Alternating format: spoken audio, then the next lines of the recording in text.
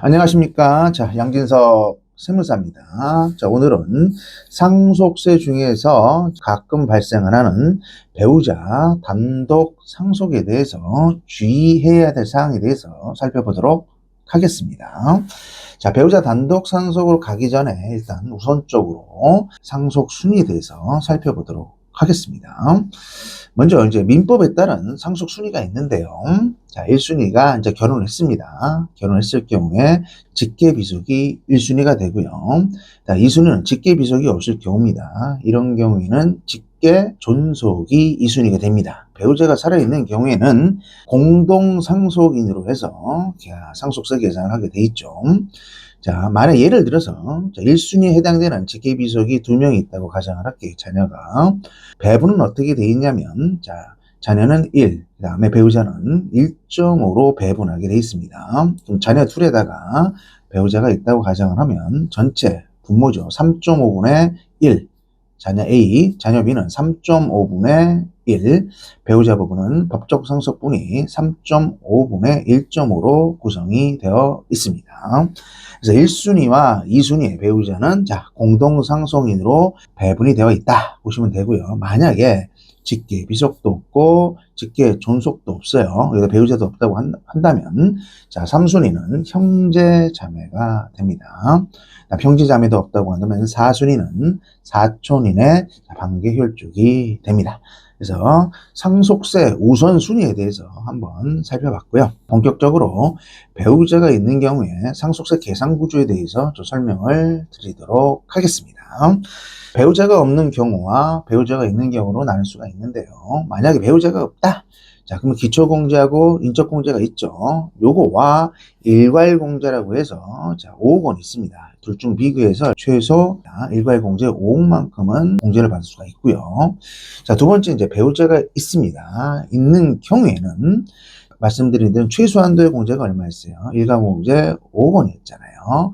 그 5억 원에 배우자 공제라고 해서 최소입니다. 지금 현재 5억 원에서 최대 얼마? 30억 원입니다. 그러니까 5억에서 30억 이내에서 배우자로 공제를 받을 수가 있습니다. 그래서 배우자가 없는 경우와 배우자가 있는 경우에 상속공제에 대해서 갈등하게 받고요. 자, 배우자 단독 상속 공제가 됐을 경우에는 기초공제라고 해서 최소한으로 2억 원을 받고요.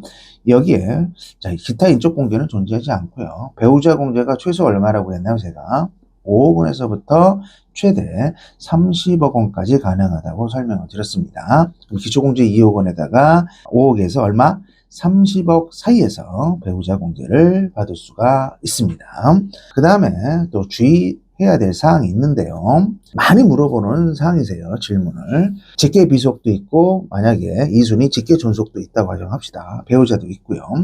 자, 직계 비속이나 직계 존속이 만약에 배우자가 있는 상태에서 상속 포기를 해서 모든 상속 재산을 단독으로 배우자가 받았을 경우입니다. 이런 경우에 배우자 상속 공제로 볼 수가 없습니다. 그래서 이걸 첫 번째 좀 주의를 해주시면 좋을 것 같고요.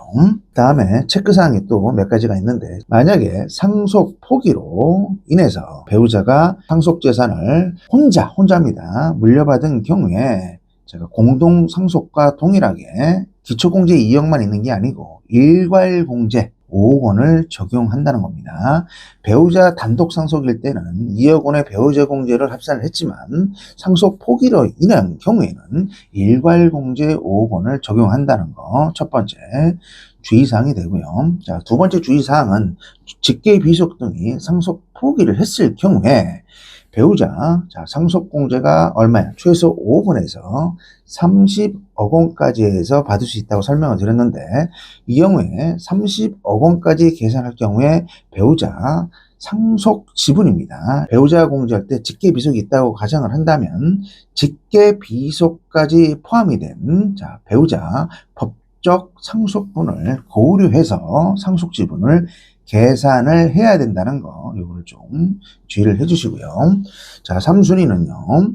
상속공제 한도액을 계산할 때입니다. 자녀가 예를 들어서 상속 포기를 하고 배우자한테 상속세를 전부 다 단독 상속으로 갔을 경우에는 상속세 종합한도 계산 시 차감시켜주는 게 발생을 합니다. 다 공제를 시켜주는 게 아니고요.